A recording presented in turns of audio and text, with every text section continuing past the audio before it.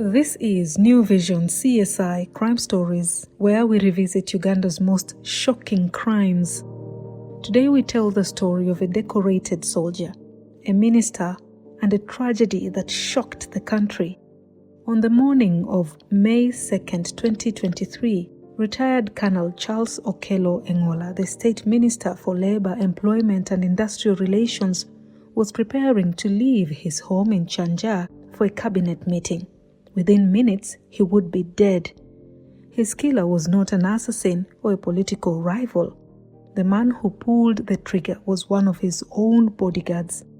And moments later, that bodyguard would turn the gun on himself. What happened inside the minister's compound that morning? Why did Private Wilson Sabiti open fire? And could the tragedy have been prevented? This is the story of the killing of Minister Charles Okello Engola.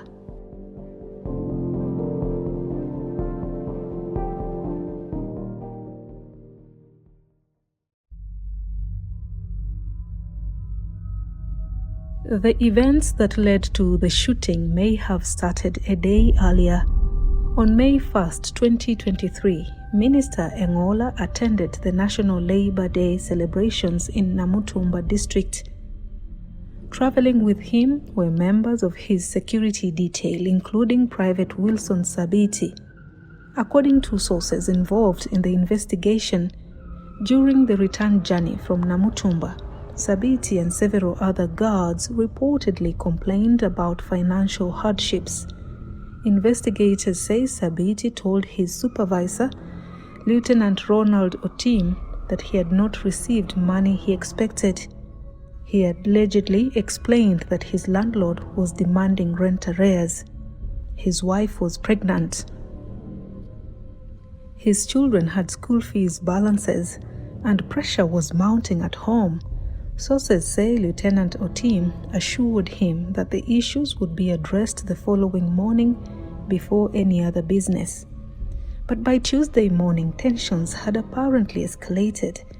According to preliminary investigations, Sabiti reminded Otim about the promises made the previous day. What followed remains disputed. Investigators believe an argument broke out. Some accounts suggest Otim ignored his demands.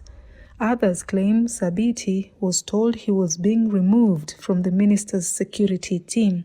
As the disagreement intensified, Minister Engola was preparing to leave for a cabinet meeting. Then everything changed. Around 8:30 a.m., driver Sam Odongo began preparing the minister's official vehicle. In a statement later recorded by investigators, Odongo described a morning that initially seemed ordinary. He washed the vehicle with another guard. Sabiti arrived carrying his rifle. Odongo says the soldier appeared unusually quiet, reserved. Inside the house, the minister met his aide, Lieutenant Ronald Otim, to discuss the day's program. Soon afterwards, the minister emerged and headed toward his vehicle. According to Odongo, Minister Engola even spoke to Sabiti moments before the shooting.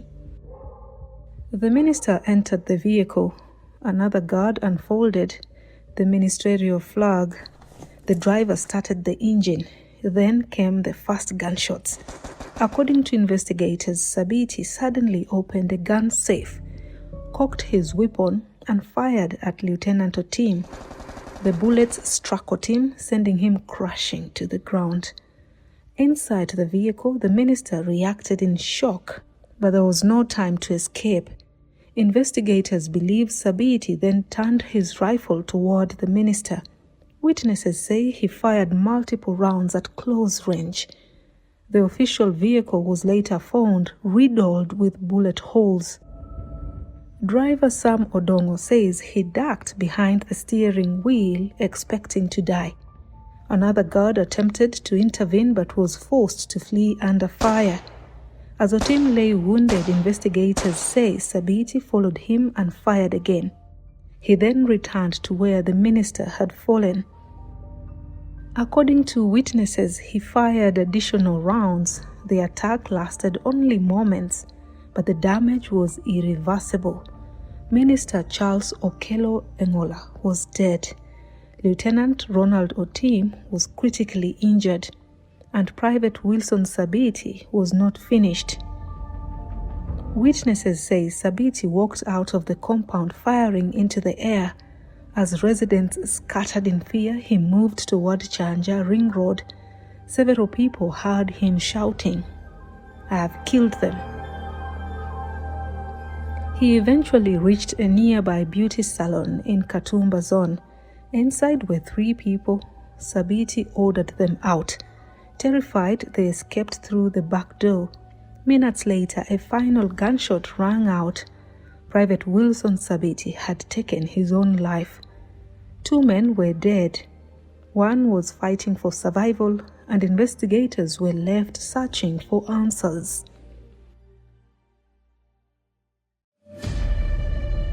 Almost immediately, conflicting explanations emerged. Some eyewitnesses claimed Sabiti had been protesting unpaid allowances.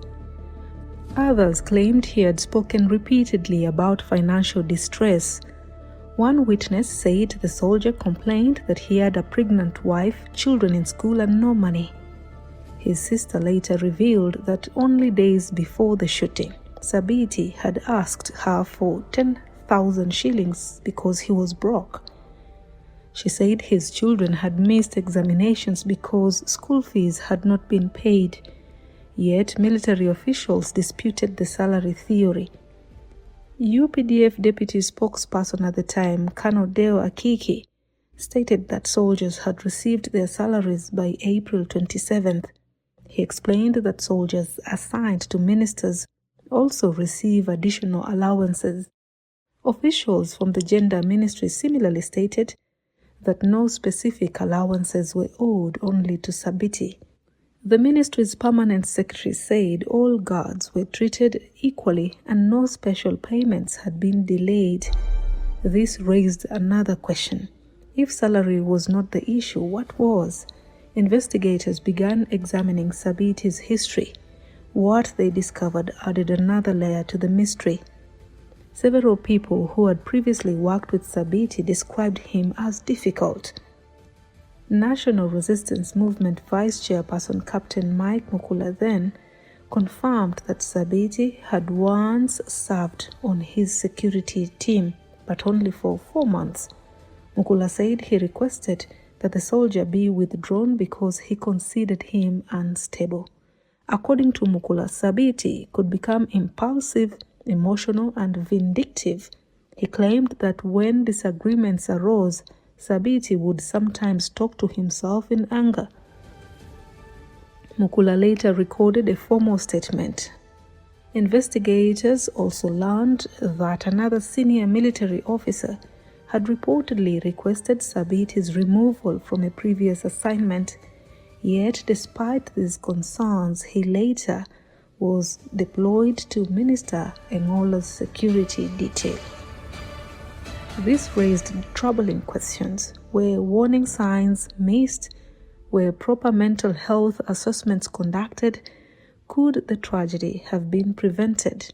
Security experts questioned whether enough attention had been paid to the welfare and psychological well-being of personnel assigned to VIP protection duties.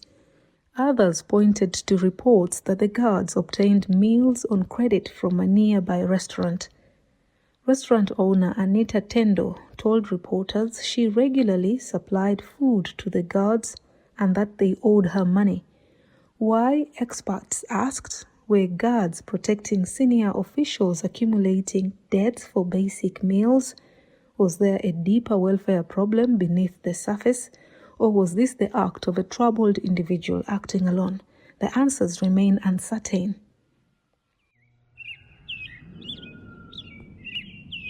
As investigators searched for motives, Uganda mourned the man whose life had been cut short. Charles Okello Engola was more than a minister. He was a soldier, a commander, and to many in northern Uganda, a hero. Born in Oyam district in 1958, Engola built a reputation during the war against the Lord's Resistance Army. His battlefield nickname was Macho Duogo, meaning the fire is back. Residents gave him the name because his military campaigns helped restore security to communities terrorized by rebel attacks. He later served as Oyam District Chairperson, Member of Parliament for Oyam North, and eventually as State Minister. President Yoweri Museveni described him as a fearless fighter whose efforts helped defeat Joseph Konyi's insurgency. At the time of his death, Engola was preparing for a major personal milestone. He had announced plans to marry his longtime partner Joyce Aikoru in June 2023. Renovation works at the church where the wedding was scheduled were already nearing completion. As Uganda buried a decorated soldier and public servant, another family was also grieving. The family of Wilson Sabiti publicly apologized. His sister described him as a loving brother and a born-again Christian. She said they struggled to understand how he could have committed such an act. His mother, siblings, and children were left confronting the consequences of a tragedy that had shocked the nation. To this day, many questions remain unanswered. Was the shooting driven by financial desperation, mental distress, a personal grievance, or a combination of pressures that exploded into violence? Investigators examined witness statements, forensic evidence, and the testimonies of the minister's wife, driver, aide, and security personnel. But the man who held many of the answers died with a gunshot in a beauty salon only minutes after the attack. And so, one of Uganda's most shocking insider killings remains a case filled with unanswered questions. Minister Charles Okello Engola survived war zones, rebel attacks, and decades of military service. Yet his life ended not on a battlefield, but in the driveway of his own home, killed by the very man assigned to protect him. Thank you for listening to the new Vision CSI Crime Stories. Join us next time as we uncover another crime.